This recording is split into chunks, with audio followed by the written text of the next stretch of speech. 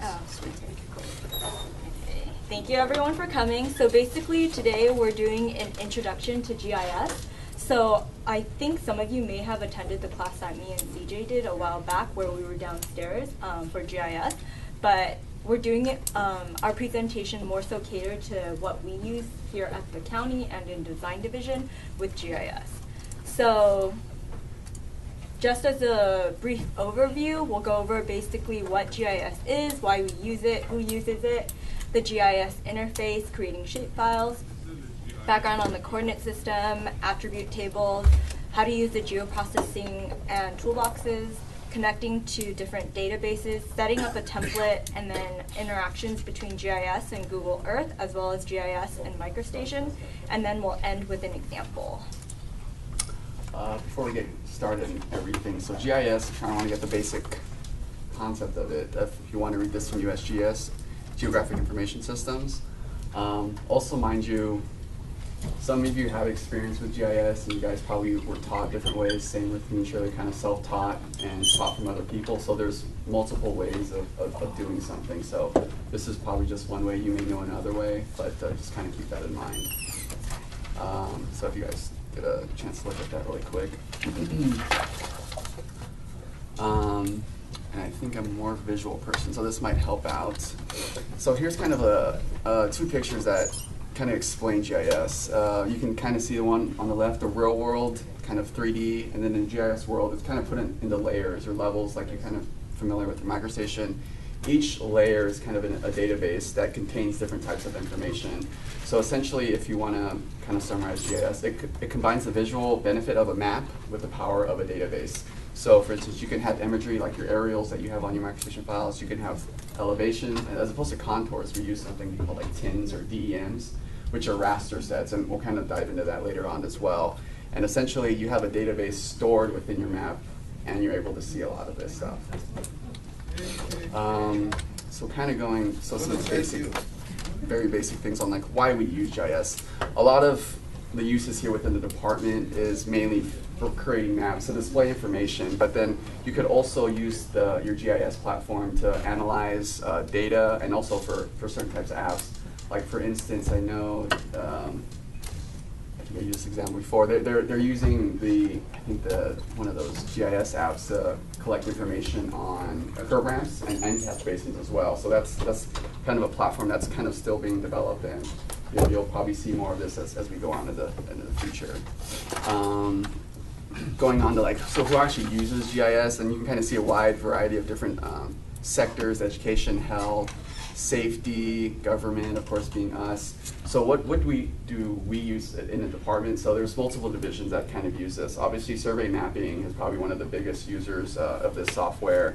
Stormwater engineering uses it for their hydrology and watershed delineations, and of course, here in design, there's a few of us that also use it, mainly for creating maps, whether those be printed to PDF or like online sources. And then now kind of diving into more of the specifics of GIS. So this is kind of the ArcMap interface for the program. So there's different ways that you can view the table of contents, which usually appears on your left when you open the ArcMap. So the first one is listing it by drawing order, and this is important because it's easier for you to see your layers, because you can simply drag and place them and rearrange the order depending on what you want at the bottom and what you want at the top. Listing it by source, so we'll go into this a little bit more later, but there's several different databases. So basically this helps you sort it based on the database that you are dragging your file from. Listing it by visibility, so this shows you whether layers are turned on or not. So that way, like, if something doesn't show that you think should be showing and it's not on this list, then it's because it's not visible. And then last but not least is listing it by selection.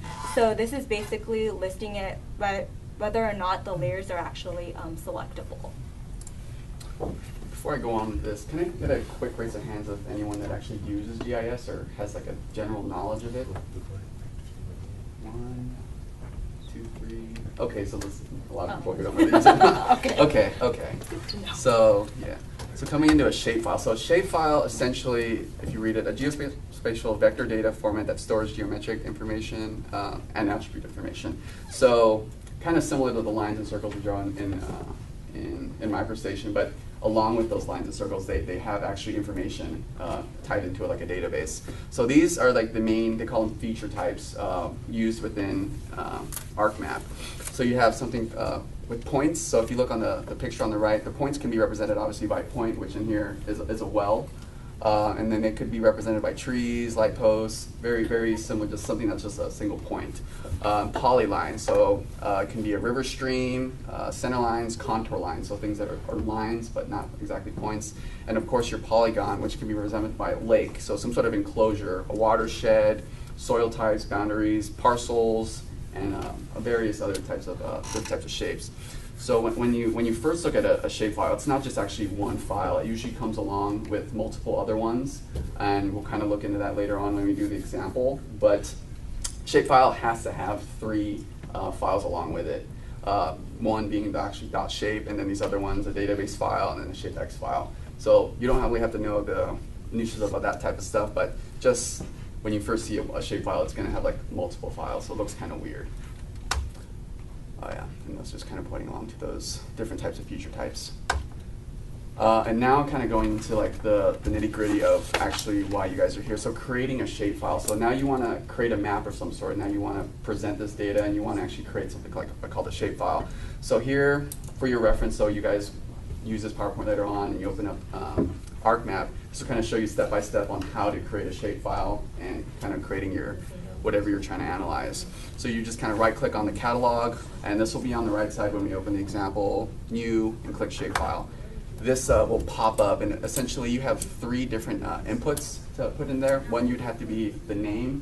With GIS, it doesn't like spaces, so you kind of want to make sure you underscore or just don't create any spaces within the file, because then it creates a file, and then if someone wanted to open it, it had spaces, it'll probably have some errors later on. So just kind of keep that as a good practice, even within the name and the folder link you have it in. So like it's good practice not to have, you know, your P drive and then like name and a space in it, because then GIS starts to act funky when those gaps in the line code. And then after that, there's your feature type, what I was talking about earlier. The main 3 ones we use are points, polylines, and polygons, but there's also kind of more advanced ones we won't really be going into that include multi-point and multi-patch, is mainly involved with like LiDAR and 3D geometry, like buildings and stuff like that. And last but not least, you're going to have to put a spatial reference, and that's the one we use here for this particular location. I'll go into that as well. So after you input that data, you would click that, and then if you click the edit button, this would all populate into your shapefile. Kind of going further into the spatial reference system. So with coordinate system, I'm sure you're all familiar with like datums and everything like that. So what if I don't set or specify a coordinate system? You'll bring a layer shapefile, whether it be a raster, into your actual file, and a pop-up will come and say, hey, there's something wrong here. You're not setting a reference system to this. What it'll do, it'll just use the existing one and then assume it's the same one. It's not that big of an issue. But then say you use a completely wrong one. So you can see LA County in 2 different areas. I think that one over there is probably like storm drain system, and that's an aerial system. So if you were to use an incorrect spatial reference system, this will show up on your map, and obviously that's not exactly what you want.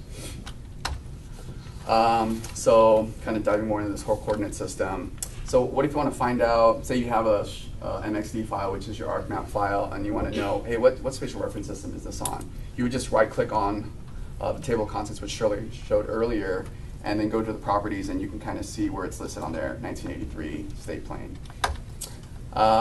Again, these are just very step-by-step things you would do to get to setting your spatial reference system on a shapefile. Again, I don't want to go into that, so you can look at this for details later on. And one thing to do, I think it's a nice little note, is to add it to your favorites, because it's kind of similar to when you set your preferences on MicroStation and you have to like dive deep into a whole bunch of different settings. This will add it to the top, and then you can just, when you have to right click on a file and set its coordinate system, this will be right at the top and you just click it right away. Now diving into the attribute table. So the attribute table contains information about a set or geographic features in rows and columns, similar to like what Excel does. And then basically to get to that, you would click on the shapefile or the raster file, right click, and attribute table. And this is what would pop up. So it contains the shapefiles types, areas, length, perimeter, descriptions, impervious. So for instance, if you had a contour file that showed up as obviously polylines, you would right click and it would open up. You would probably see what type of shapefile is the polylines, how many there are, what the length is, what perhaps the depth is for that contour line, or it can be various other types of information like there. Yeah, so here's what that table actually looks like. So for this one, I believe, yeah, so they're contours for hydrology. So you would kind of see, I think, depths of rain is what these lines are. And of course, you can copy and paste this data and manipulate it any way you want in Excel. Diving into geoprocessing and in toolboxes. So this is kind of where it gets a little advanced. If you want to go further along and make your job easier as far as processing some of this data. So like the fundamental purpose of geoprocessing is to provide tools and a framework to perform analysis and managing a geographic data. So imagine you would put something in to this geoprocessing tool and then an output would come out. So it would automate that task and different types of analysis. So the basic ones, if you go on top of your screen, there's a geoprocessing tab and there's buffer, clip, intersection, merge, and dissolve, and we'll kind of dive into that a little bit here. So here's like a very simple display of what some of these tools are. So for instance, say if you had an input of a parcel and you wanted to create a new file, it's like, hey, how much buffer do I have? So if I had like 5 feet around this polygon, what would that look like? Or say 10 miles outside of this. You would input that into the geoprocessing tool and then it would output another shapefile with a radius around or a buffer zone around, depending on the length you put. So these are just kind of each separate one, and then we'll do an example so you kind of get a great idea what that actually involves. So these are also kind of the basic tools. So it's good to like understand these so you don't have to manually do this. So for instance, if you had like the dissolve function and someone wanted to display it like that, you wouldn't have to go there and dissolve each one of those, and like the tool would automatically do that for you. So it's definitely a strong function. And even more, there's something called Arc Toolbox. I think Shirley will do some demonstrations on that as far as importing GIS and MicroStation and Google stuff. It provides even more tools. A lot of them are actually upgraded tools, so we don't have access to some of them. It's actually a special license, and like within the department, we have like a certain amount of allotted license. I'm sure you've run into this with certain programs, but yeah, don't use these unless you know what you're doing, because then you might get a call from ITD when there's like a minimum amount of license, like, hey, you're not supposed to be using this, and they'll kick you off it.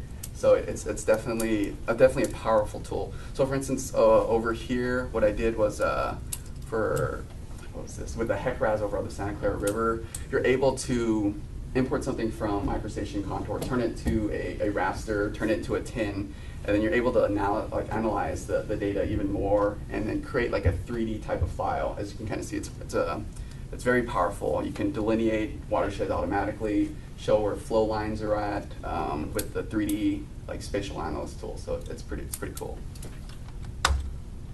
Okay. Okay, so earlier we talked a little bit about databases, and in the examples and snapshots of the images, you'll see that a lot of the images were from the various databases that we have here at the county.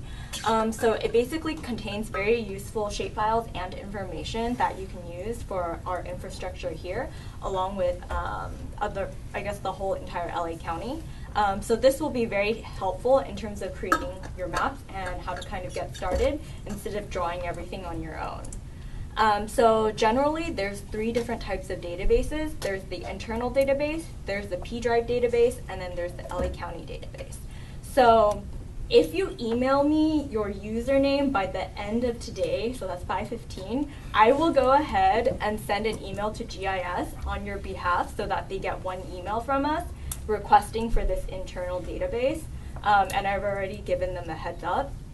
And then for the P-Drive database, everyone should have access to it. I'll show you how to connect to it. And then the LA County database, I'll briefly go over that with you as well, but it's basically a link to a lot of the LA County shapefiles and databases. So for the internal database, once you get like the password and everything from ITD, it'll basically connect you to shapefile specific to public works. So that is on the screen, the arrow, that's like my connection right there. And then you'll see that there's like a bunch of other shapefiles and databases underneath that. And then for the P drive database, that's basically connecting to a folder that's managed by ITD. So simply under Catalog, right-click on Folder Connection, go to Connect to Folder, and then copy and paste that link. And then all you have to do is hit OK, and then double check that you can actually connect to it. So if you cannot connect to it, that's when you contact ITD to fix the problem. Because there's something that they have to do internally on your computer to be able to allow you to connect to the folder, but generally speaking, you should be able to connect to it. So just some of the database stuff that is underneath this is basically the flood control district boundaries, flood maintenance districts, road maintenance districts. Political boundaries that you may find useful are the city boundaries, supervisory districts. For hazards, if you're working on a drainage project, probably the FEMA flood zones. For hydrology, this is super helpful if you're working with storm drains and you want to know where they are, along with spreading grounds, catch basins, and the channels. Other infrastructure that we have are sewer lines, manholes, and county-owned buildings or facilities. There's bikeways under transportation, and for aerials, there's a lot of the base maps that you can use through presentations. How often are those updated? So occasionally they will send out an email saying not to use it because they're doing something with it. So I think if you are connected, then yeah. But for the most part, I would say they're generally up to date. Is there a specific one that was not updated? Oh no, I was just curious. Oh, okay. Because like survey mapping's always working on GIS to update these things. So for the most part, they should be updated. Yeah, a lot of it, like you can't edit obviously any of the features on there, so Yeah. it's protected. So, but I mean, you kind of, like for instance, they do LiDAR or aerial mapping every few years or so, so you'll get like a new map, like we just got one recently, so Yeah. they kind of blend, it's like stuff, they don't take obviously shots of the entire county all at once, so sometimes you'll see like a blend of different years put into one.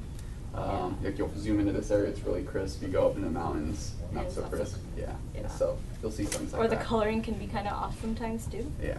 But, yeah. What is the difference between those files with the red dots and the one without? Oh, so those are just ones I didn't click on to connect to them. Oh, okay. Yeah, Once but you then- connect, the red dots goes away? Yeah, the red dot goes away once you connect to it. And then for the LA County database, like I mentioned before, it's simply a website, but this isn't as easy to use in the sense that you would have to download the file off the website and then connect it and drag it into your GIS. So it's definitely easier to just get access to the internal database and then as a backup have like the P drive database. And also for the internal database, if you don't use it, ITD could potentially disconnect you from it. So just keep that in mind. If for some whatever reason, if you had access and then you stopped having access, just contact the GIS group. So this is just like a list of what they have on the LA County database. So creating a GIS template.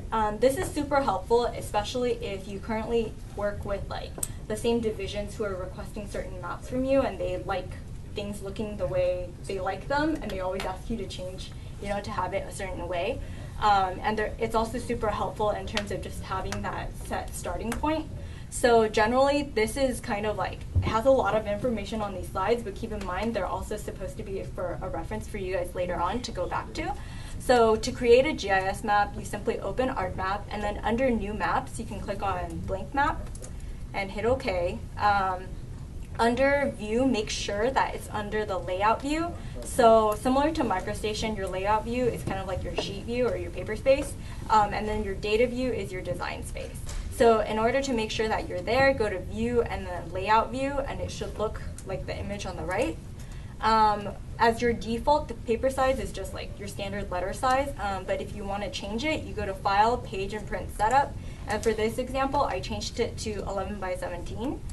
And then after that, you want to change the size and orientation of your data frame. So the data frame is shown like the smaller box, and basically you can right click and hit properties. And then after you do that, another window opens up where you can change the dimension, you can change the anchor points, and a whole bunch of other stuff on the other tabs. And then for the general things that you want on your map are a title, so you would insert the title, and that's kind of just like a placeholder. And then a north arrow, there's a lot of north arrows which you can choose from. You can also edit those properties after you've already entered it into your map. So you could simply just double click on the north arrow and you can have a border, a background, drop shadow. You can change the size and position. And then similar with the scale bar, you just insert scale bar. And there's a lot that you can choose from. And again, if you double click on the scale bar after you've inputted it in, you can change like the type of unit that you want, if you want your label above or below the bar, and stuff like that. And then there's also inserting an additional data frame, and this is kind of like your key map versus like the zoomed in map that you have. So this is something that I've seen on some maps, some people don't have it, but if you do want one, you can just simply insert data frame, and then you can basically edit it similarly to the other stuff like the north arrow and the scale bar in terms of dimensions and positions. And then this is kind of generally like what your map would now look like. And another thing to insert is to insert your legend. Obviously, like mine is kind of blank right now because it's a blank map. But if you insert legend, and then it'll take you through a wizard of setting it up. So you can put whatever the legend title you want. So typically I just say legend, the size, color, and font. You can also choose whether or not you want a border, the background, or a drop shadow. And then like with the items, currently it's empty. So with this, I would actually recommend editing it when you actually have stuff on your map. But this is just for setting up a template. And the steps continue. So simply just follow whatever pops up on your screen. You can go ahead and play around with it and the different dimensions. I tend to just use default unless I want it bigger. And then again, if you want to change like the size and position of your legend, you can go ahead and do that as well. And that is what it would look like on your map. So keep in mind, like when earlier I was talking about table of contents, so on this left part, you'll see layers and then you'll see reference map. So the items and shapefiles that go under your reference map will appear in this reference map, and then the items that are under your layers will be the ones that show up on your layers. Additional information that you can add if you so choose to are under dynamic text. There's like a bunch of other ones. Some frequently used ones are the author and the document name or the document path, and that's super helpful. And then coordinate system if you want to make sure you're in the proper coordinate system. And then to save your template, you just follow what is on the screen, except this will be your username and not mine. And basically, once you've done that and you've saved your map template in that folder, when you open ArcMap, your template should show under my templates, under like once you click here.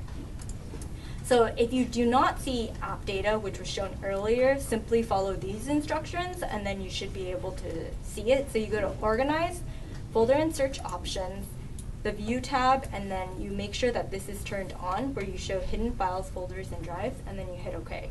And then from there, you should be OK. So this is where you should be able to see your map template. Okay, so GIS and Google Earth. So importing shapefiles into Google Earth from ArcMap. The first way to do this, you just make sure that when you import it in, it is in the correct coordinate system, which is very important. And CJ and I will keep emphasizing that just because it can very easily mess up your map if you do not have the correct coordinate system, and the interactions between Google Earth and GIS, as well as like other programs, will not, you will not get the result that you want, basically. I have a question. Yes.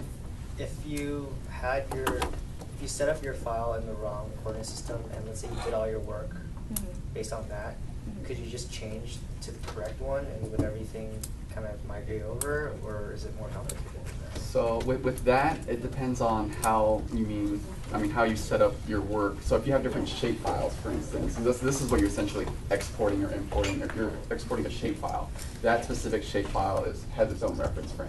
So if you have like 10 shape files, they're all different. You're going to have to set those individually. So, Yeah. but sorry, like say for instance, if you're drawing, most likely you probably won't have that many shape files. You'll probably just have a polyline, a polygon, and like a point. So those will probably be like the most ones you'll probably set to change. Because you'll draw polylines and you'll draw a bunch of different types of lines, and then if that's in the wrong spatial reference system, you just input it into the correct one. And typically, like, we usually start our maps working off of something that's from the database. So those coordinate systems are already set.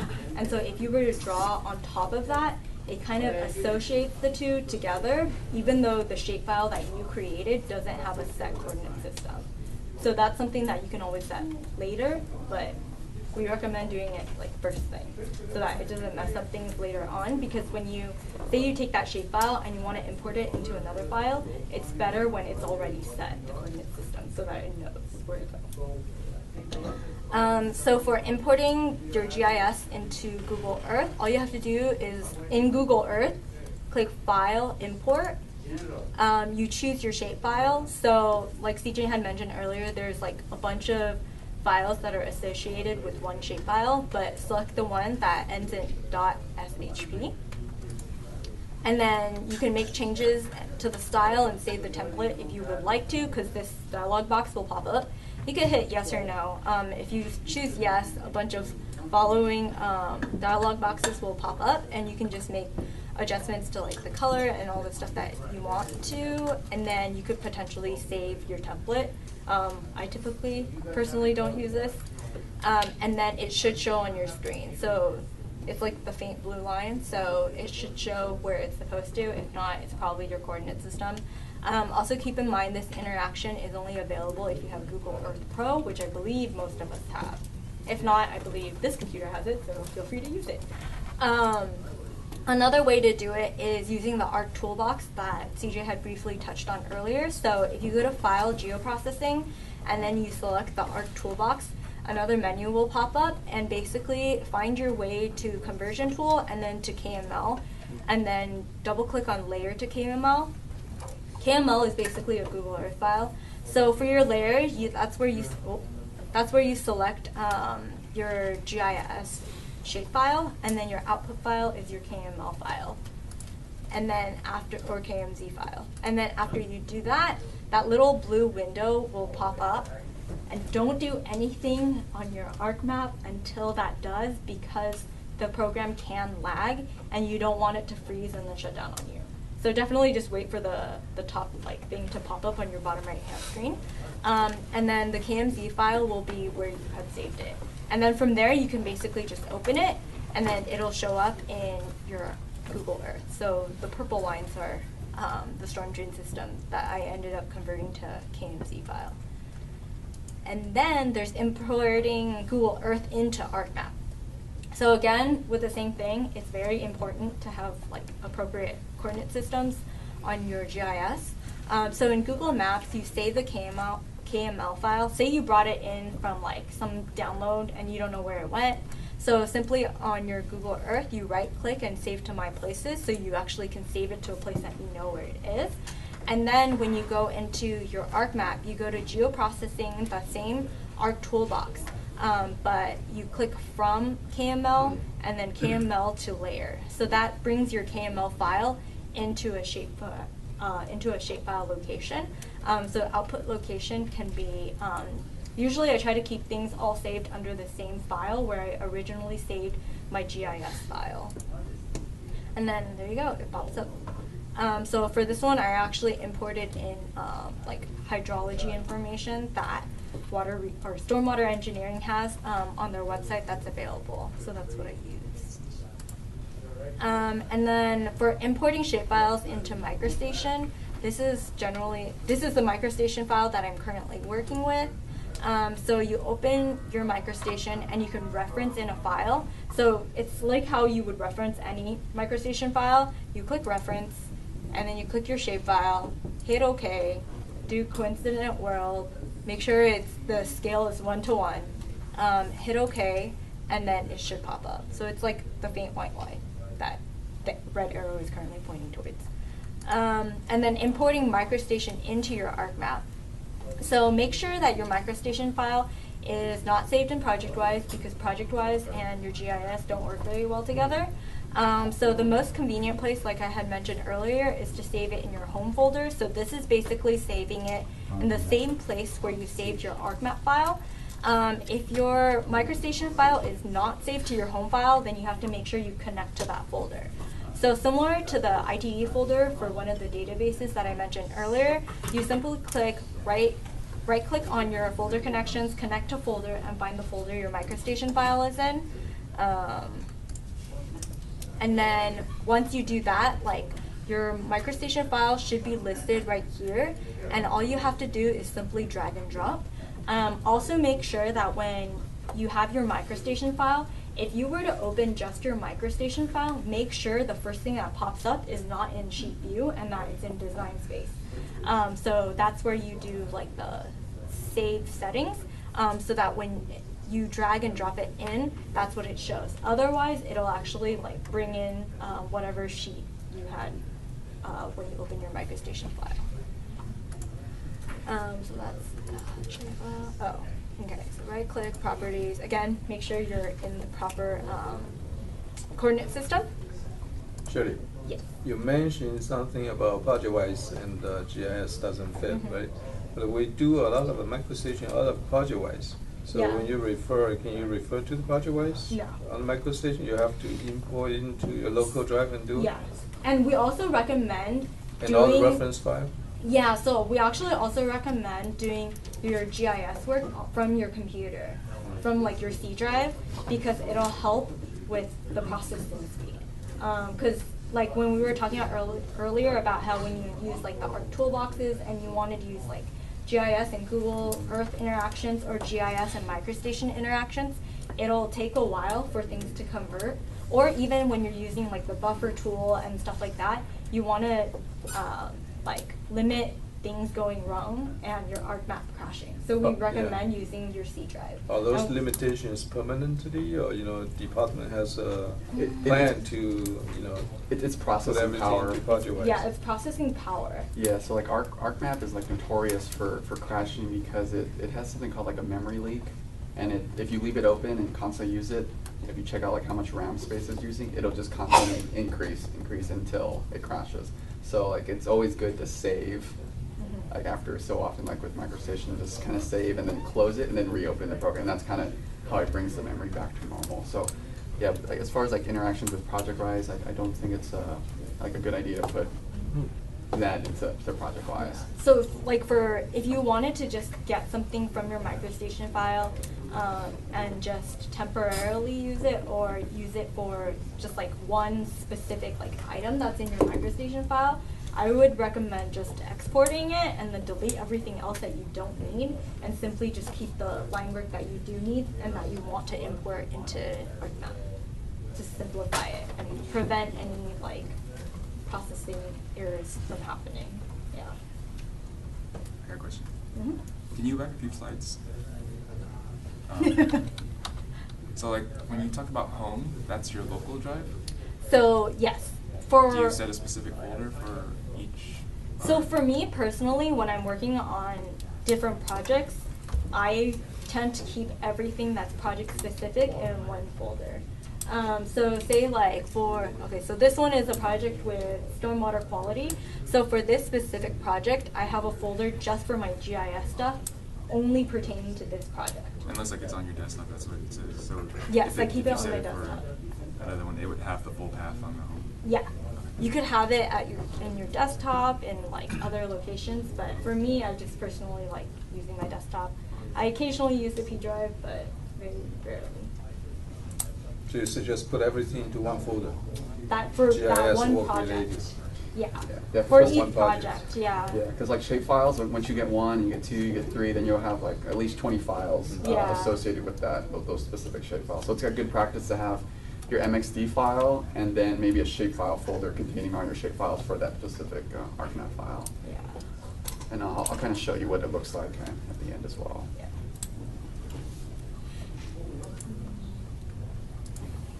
So make sure you're in the proper coordinate system. And then, so the items that I brought in are like these little rectangles there. They're supposed to be proposed locations of modular wetland systems. And then you'll see it in your table of contents as well. And then CJ will go through an example.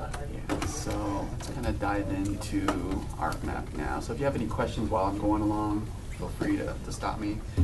And hopefully it doesn't crash on me. So, oh man, I'm locked out. What was your password? So I'm currently remote desktop to my computer over there because this computer doesn't have ArcMap installed. So first things first, this is kind of the whole interface. When you first open MicroStation, you won't have these layers because I kind of have this saved as like my template. Going forward, I always use these specific types of files. So going forward, you want to connect to a database. I already connected, so this will pop up once Shirley sends a thing over to ITD. You just double click on it. It takes like maybe like a minute or something to connect. I didn't want to connect it later because it might have crashed. So this is essentially what it looks like. You can kind of open that. And here's all the different types of layers involved. So let's look at, and here's the other database connection. You can kind of just open it up. And so obviously they're not connected. You can just double click. I don't want to click because it might crash my computer. So here's also some of the aerials. So it's literally just like a drag and drop process. Actually, no, not a good idea. Let me zoom in first. Because what happens if you have an aerial that big, yeah, it'll probably crash your computer. So here's a nice zoomed in version. All right, let's do an aerial now. It's the same thing with like if you drag and drop like the street names and you use like all the, instead of using like just the highway database like shapefile layer, and you drag in like all the streets, like all the side streets, the alleys, that will also potentially like either take a really long time or crash your computer. So we highly recommend doing the zoom in method. So it doesn't, like, so you get to your spot. So yeah. like also like if you're trying to find something, you may want to turn the aerial off and turn some other layers off so it's not constantly loading. So it's similar to different levels, right? So layers. If you have the aerial on the bottom versus if you have it on the top, see I have my street view obviously open. If I put it up here, you won't see my street view stuff anymore, except for the titles because that's a different layer. But the street lines are no longer there, so you kind of do it that way. Of course, you can just turn them on and off by clicking the layer on, off, right? And then as you can see, what this dimmed check mark means, it means that the layer's turned on, but it has a certain parameter set on it to where a view scale is on. So say if you're zoomed in really close, the freeway layer turns off. You can also set that for streets. If you zoom out, the street layer turns off, just for processing purposes. Okay, let's do an example. So let's do a storm drain. So this was also brought in from the database. So I already have it saved on my specific template. So here's storm drain. Actually, what's this? Say if you wanted to export that storm drain for whatever reason, and you don't want to export all of the storm drains because you'll probably crash your computer. You want to find out what the name of that storm drain is. Hopefully it's an easy one. So it looks like it's a city one, so this is probably not very easy, but let's figure this out. The name. Let me see. There it is. Well, okay. Well, this will just be all like a lot of the database for us. It doesn't break down city drains as much as like our own county drains, but just to kind of example how to query data, like to say to turn off other layers, you would just go to properties. And then definition query. So here you can get pretty complex if you're familiar with like formulas and almost similar to Excel and stuff. So let's go to name. Just click, and then you can get all the unique values. This shows you all the different names throughout that shapefile and all that database. So like if you want a specific one, so hopefully we can find LA City pretty easily. As you can see, the database is quite large. Oh man. You can pick another one. No. Shit, I don't want to go to zoom. Almost there. I'm almost there. Committed. Ow. Yeah, all right.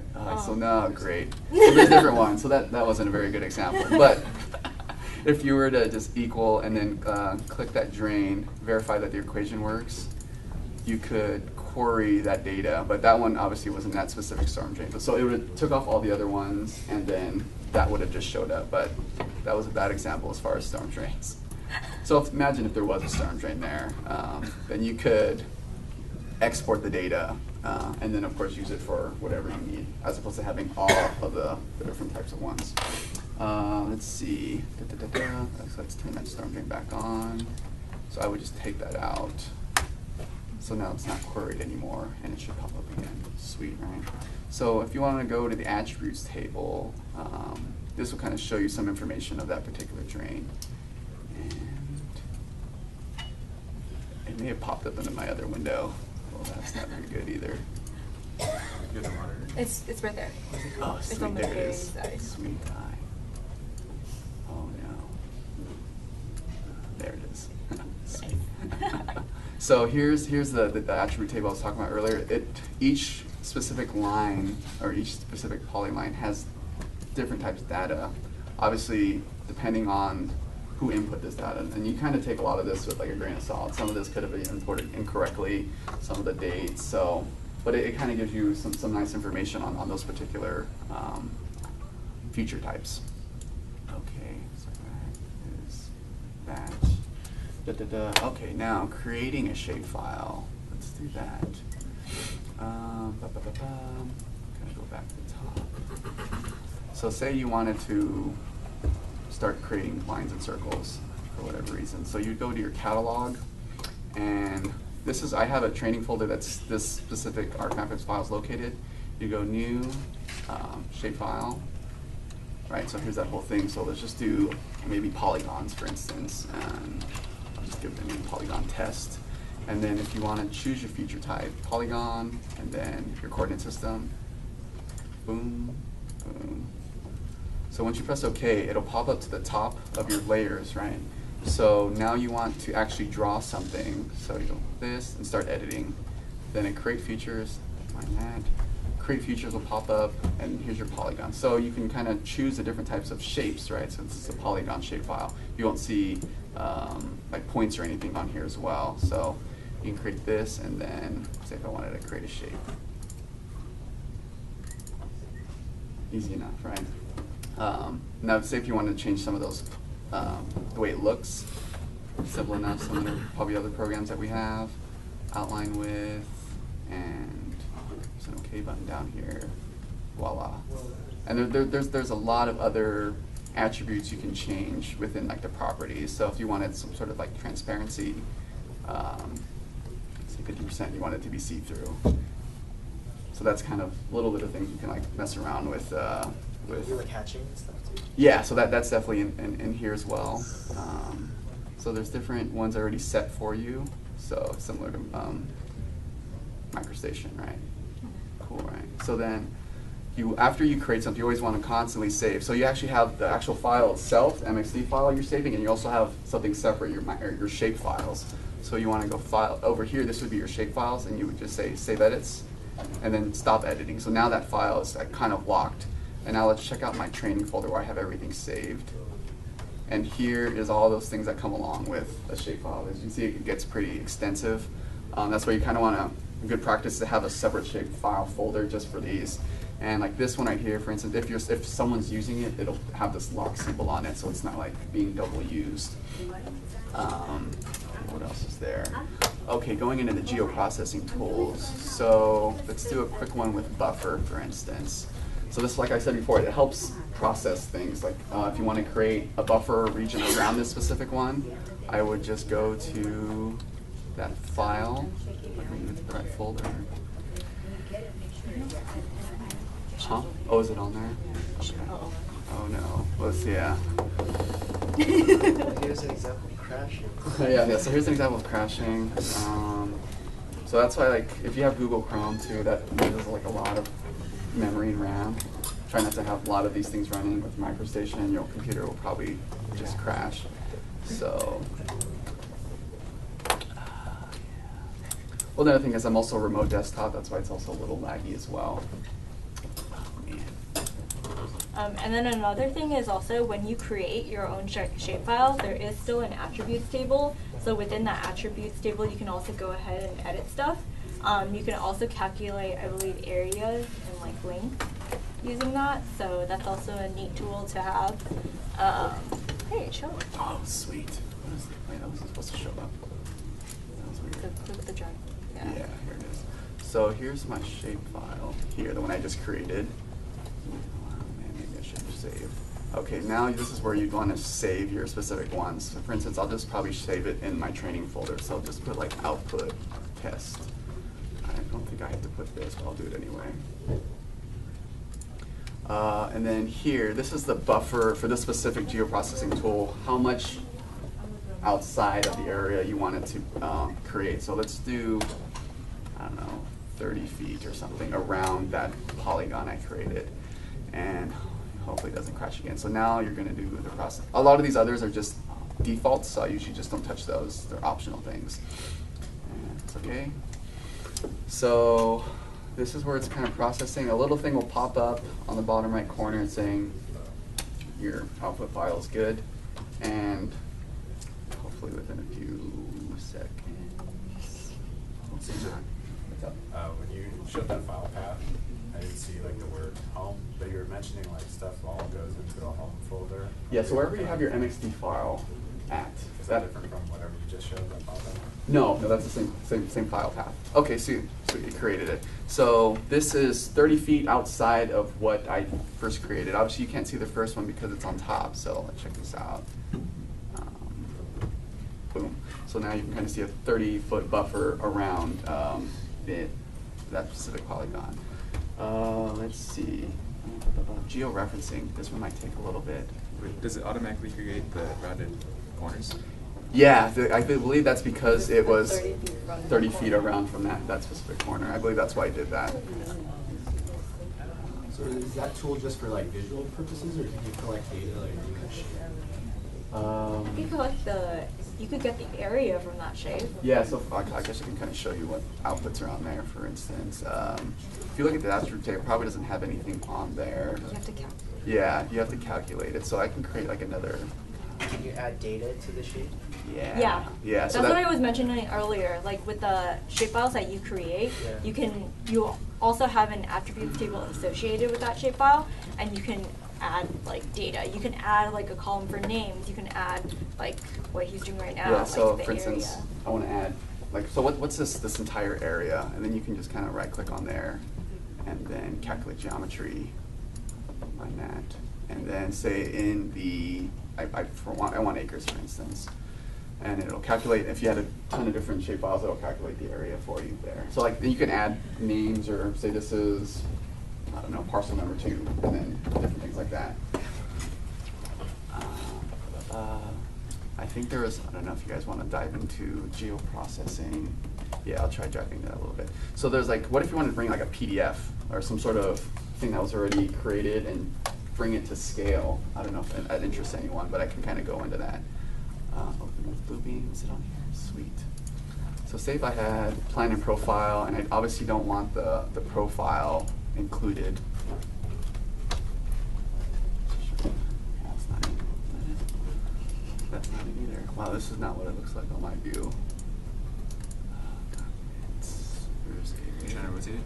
Yeah. Oh well. Yeah. Control-Shift-R. Here, I'll just copy this really quick. So I don't want the profile obviously involved in my geoprocessing, so I'm just going to crop this out really quick.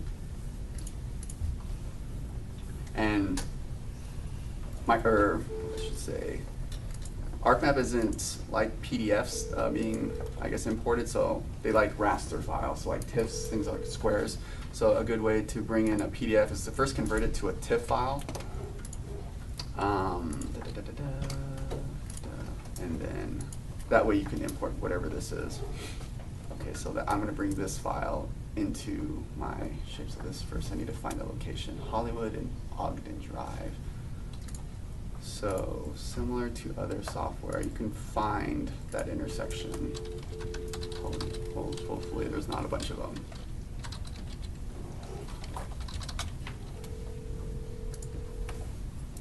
Sweet. So now brought me to that location, and now I want to bring. Okay, so say I'll bookmark this location really quick as far as viewing. So bookmarking allows you to go back to a specific scale and location. If you zoom out somewhere else and you want to come back to like your home start. It's like a view? Yeah, it's like a view saved. So I just call it start for now. So if I were to go to my catalog and refresh it, there should be a TIFF file in there, and there it is. So if I were to bring it in, it's going to bring it to scale and somewhere I have no idea, which is it's okay. And obviously on the same server system, so you kind of just zoom to that layer, which is probably in the middle of nowhere. So now what I want to do is kind of zoom into it, and there's something called georeferencing. This basically will bring your PDF or whatever as-built that you have into the correct frame and scaling for, say if you wanted to redraw the storm drain alignment a little bit for whatever reason. So I'm going to do it really roughly. Like, you probably want to get like good tie points, for instance, that will help scale and kind of appropriate that drawing. So I'm just going to do like roughly the middle of this intersection. And that's my first click, and then obviously go back to my start, and I believe it was probably here. So now I'm going to bring that file to the middle there. And obviously you kind of want to see through it, so you can set the display to be transparent as well. And then, I don't know where the north is at. So let's see, Hollywood, Ogden, zoom in, Ogden. Let's see, this is north. That's north. Okay, so that arrow is over there. So say if I wanted like this corner to be scaled. These aren't probably the best points. It's probably good to like find a very concise point as opposed to roughly, but I'll just do it for demonstration purposes.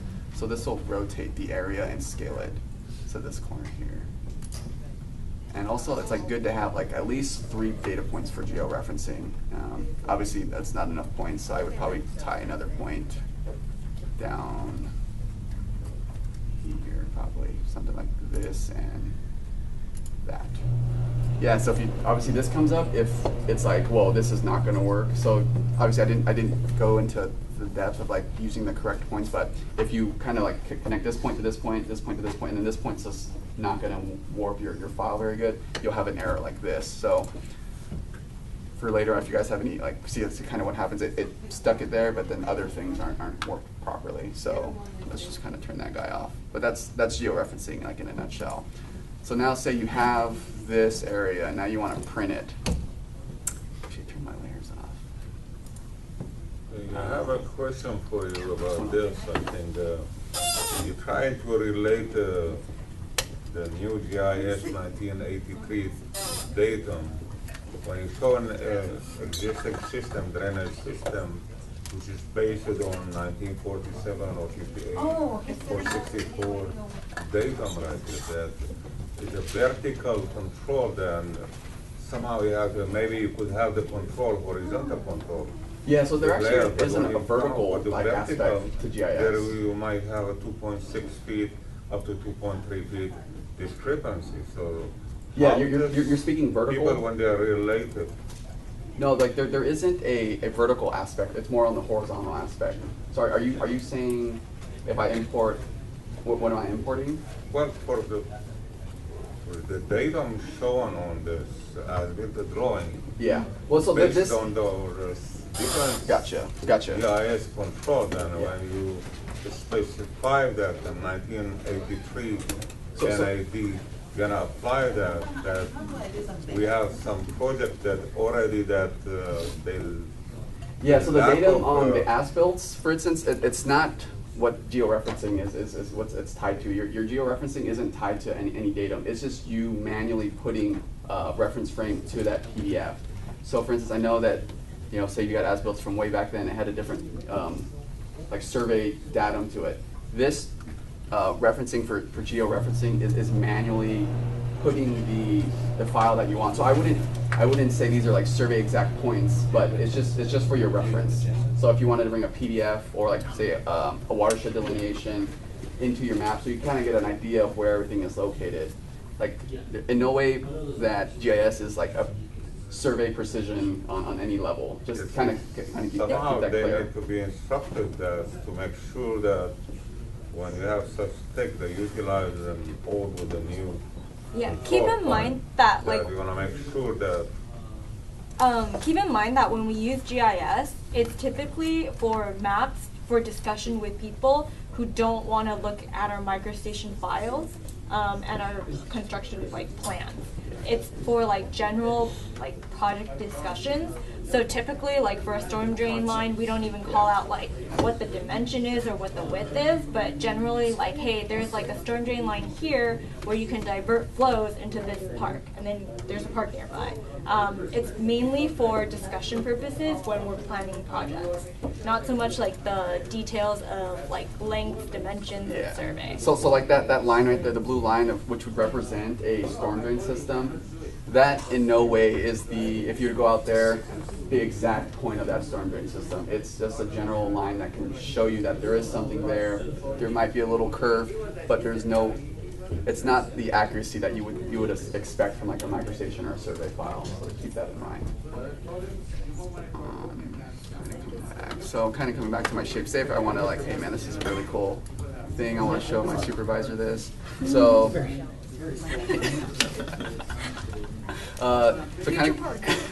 So like this is the area I want to portray, right? So going back to bookmarks again, this is like saving your view. So then this is a 11 by 17 view. So obviously my scale bar is off. Oh, I shouldn't go back really quick. So I have certain templates, certain layouts that are set already, kind of saved here. So like say if I wanted the 8.5 portrait, hopefully this one works. It'll kind of show, and then everything I have tied to that is saved. So the legend, the scale bar, and so forth. And say if I want to set a certain scale, and that's like, okay, and I want to move this a little bit. I want this to show over there. Cool, all right? So then you save this one. But then say for instance, oh wait, I forgot to do something. I wanted to turn off a certain layer. I want to make a certain layer transparent. You would come back over here. Say you go here, you want your aerial to be a little transparent. Say 10% or something. It's like, okay, now I'm ready. But I also moved my, okay, there it is. So then I come back, you're gonna notice, oh man, it messed it up. So you want to come back into your bookmark, and it'll bring it back to where you first set it. So then, obviously, you would just print, and then you can print it to PDF or print it to whatever. And that shall conclude this presentation. Any questions? Question. Yeah. You kind of alluded to it already, but I was going to ask, like, why and when would you use this? And if you didn't use this, like, what would you be lacking in your workflow? Okay, so like when I used it, I guess I can give you different instances of how I used it in my capacity. So when I was in stormwater engineering, hydrology, you'd create watershed delineation maps, like, and then I don't know if you've ever seen one. Have you ever seen a map? So basically, it shows the watershed boundaries for your particular area of interest, and that is for obviously presentation purposes. You would kind of see the aerial, the delineations, the breakdowns. In no way, in any form or manner, if you were to zoom in, run to there, and it's like the delineation is right here within like 2 inches, it doesn't matter at that point. So kind of going back to like concept phase 2, it kind of shows you a general idea, a lot prettier, a lot more presentable than 11 by 7 cut sheet or something from MicroStation. So you can kind of create different files for presentation purposes in a sense, or like for analysis. So you can actually create this file and put it online. There's actually ArcGIS like online. Say if I wanted to put this GIS file and not print it to PDF, import it to an online kind of form, and then I can share that information with people that way. Like, and like if they were to zoom in, it's kind of similar, like I guess Google Earth. You know, you kind of zoom in, and some of the stuff it's like, so it's nowhere like informed for like survey or construction purposes. Like nowhere in that manner. But you could also like draw a MicroStation, export it to this, and just use that to present a concept that is drawn to scale. Correct. Right? Yeah. So, yeah. Your legend would work with the layers that you bring in, or you would set it Yeah. so it would show up. So you could accomplish some of this kind of stuff in something like MicroStation. It just doesn't look as good, as presentable as you use this. Or Correct. on this, I guess. Yeah. So there's certain tools, obviously, like it's lacking. It's not like meant to like, hey, I want to draw this line 3.5 inches this way, northern easting bearing. It's not really made for that capacity.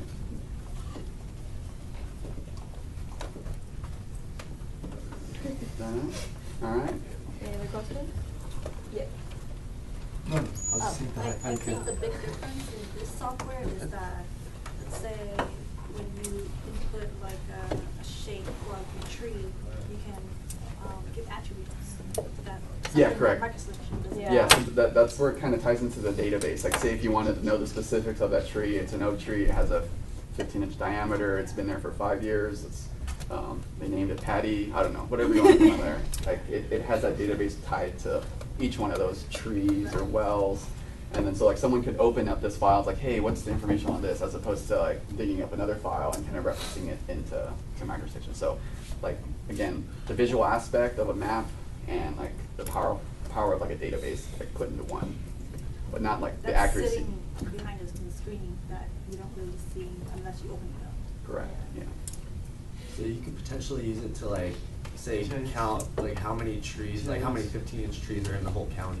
Yeah, Yeah. for instance, so like say you had 1 million trees and then the database showed each one of those trees had a certain diameter and you had the entire thing, you can look into the attribute table, sort, or query out all the trees that aren't, and then you can count. So that's just like one of the very simple functions that it's capable of doing. Like querying data and processing it to do something you need to do. Like for instance, I think Watershed or stormwater quality had like a thing, like they wanted to know a parcel size within that's near a storm drain that's bigger than 25 acres. Like, could you do that on MicroStation? You manually probably could do something like that, right? So then there's the processing tools are like, it'll query out all the other parcels that's within a certain distance of this or that, and then give you that information as a new shapefile. And then, so it's like that database aspect with the map again. I'm curious though, like what triggers them to update those databases? Because like Yeah. when I put construction, like projects in construction, like is there a trigger for like survey to like Yeah. take that new infrastructure, put it in, or if like the county or what is it? Like if a parcel like splits or whatever, and then Yeah. register that. Like, Yeah, so like everything you take off like the database, you kind of take with a grain of salt. It's like it's there, like it says there's a storm drain there, but you know, take that, yeah, kind of verify and take that for granted. It's like, well, That's it all I was might be there. wondering. Is it like Yeah. within like a That's year or like something? ISD and ITD, like. Definitely do your due diligence in like verifying that a storm drain is there. We have multiple databases, like aside from this one, that you can find like as well. Yeah, kind of example of that, for instance, like we go to ULA and we export that like right-of-way file with all the parcels and stuff. You know, that's the same data that's in here, right? So like that, you kind of also take like a grain of salt. Like, well, is that line really where it's at? You don't really kind of use that information as survey quality. But then again, you're coming back to like the exactness that you don't use like that for like the exactness of it. I was gonna ask you, what is the overlap between the data that you can import on this versus like ELA data that you can get? Are they effectively the same kind of stuff? They should, Should be. yeah, but I can imagine there might be some sort of lag, and it's probably more of a ISD, ITD thing. It's like someone's updating it in the back, and then they update our database, and then maybe they upload to the county website at the same time. I can't really say that. Is there items that you can find in the ArcGIS database that you can't find in VLA or vice versa? Not that I know of, or from what I used it for, but then I've also noticed that recently in ULA, it keeps telling you that certain layers cannot be turned on. So I kind of just turned to GIS for those layers, yeah. I'm guessing they probably use the same data, right? Or like, Yeah, no, a lot of it is Yeah, like it's a lot of it's it is just- the system, same. different systems, but they use the same Yeah. data. Mhm. Yeah, so if you guys have any questions, you can just come by our desks for any specific things, but that should do it. Yeah. And don't forget to send me your username by the end of today, because that's where I'm capping it at, and sending it off to ITD tomorrow. So if you have GIS, go ahead and do that. If you don't have GIS on your computer for whatever reason, there's, I guess, wait until you get GIS to request a username and password. But yeah. Wait, you said that's only for like what, like a private something? Database. Database. connection. You Oh. want the public works database. Yeah, Oh, so Yeah. say if you wanted access to all this stuff. Okay. Yeah. Yeah, I mean, like Shirley mentioned it before, you can get it online, but it's quite a hassle because the way that it's kind of shown online, it's annoying to try to find it, and then you have to download it, then you have to Save import it. Yeah, Import it. it's and a use hassle. it and- So like everything that's just like already here, you can just kind of drag and drop. Like I want to just turn that hydrology file, bring it over.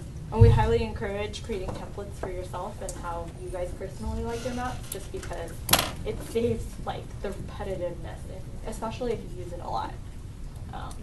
As far as the databases go, if you're importing it into your file, and let's say they update the database 3 days from now, does your file get updated from that database Yes, automatically? Yes. it's live. Yeah, Yeah, so like, it's live. It's connected. yeah, so like you may need like a refresh or something, but yeah, these like you can't edit any of these files because it's kind of, I guess you can kind of consider like reference from somewhere else, right? So that they're definitely live. So the ones on your computer will refresh live 3 days later? As long as you're connected to the Yeah. database. Okay, got it. Yeah. Like if you were to take like that shapefile, you exported it for whatever reason, and that's the one that's currently shown on your map, that will not update because it's not associated with the database. Okay. Yeah, so you might have issues like say someone shows you their MXC file, oh look, all the layers are on, and then they give you and you open it and like nothing works. It's probably because the certain links are dead. I'll give you kind of example. Like these, you'll get these little marks here saying that like it was tied at one point, and because you moved it around or that file disappeared, it won't show up. So there's those issues. I mean, that's very similar to MicroStation. Yeah. Any other questions? So why don't ITD already give us access? We have to request. Because it's not an automatic thing. Not everyone uses it. Yeah. Um, Yes. So there's kind of no point in everyone having it if not everyone's going to use it. And also keep in mind, if you request the username and password and you don't use it for a very long time, they do stop like having that connection for you, and you'll have to like re-request it again. Yeah. So if you're idle for a while. Yeah. I don't know the exact time frame, but I've seen it with various people that did connect and they haven't touched, they went on rotation, they stopped using GIS and they came back to their computer and it's no longer working because it got booted off. I think it's something to do with licensing because it's a shared license and I think they want to generally know what the pool of people is using the software. And I mean, it's an expensive software, and I think the way they do it is like each division has a certain amount of licenses, and how they track that is something else, but I think it's a way to kind of track people. Like the online, for instance, only like a few people within this division have access to post information online because that costs like money per division, per person. What's the stuff outside of the Public Works database that is available on there? What would we use it for? Like basically, why would we have this program if not for the Public Works database? I mean, we have the Public Works database, but then within LA County, there's like that other database where they have like every county department has things that they use ArcGIS for. So that has all their information in it as well. Let me see. I think our database probably has a lot of that stuff, but maybe not all of it. Not Like, this one, the other Not this one? Not this database, the other one. But are you talking about like the online stuff, or? No, you know how you guys were saying you have to ask them for a separate, with a separate request to connect the Public Works one? Yeah. What else would the GIS be used for if not for the Public Works? Well, we portion of here it? would use it for Public Works, Okay. but then other county departments, like, they have uses for themselves for GIS, so that's where their databases come in. Or like, say for example, you're working on a project with like another county department and you need, Parks and Rec, like you need their information on where their parks are and like acreage and stuff like that, then that's where that would come in handy as well. Do you have access to like city, or does this access city stuff that's outside of our jurisdiction, like in your boundaries?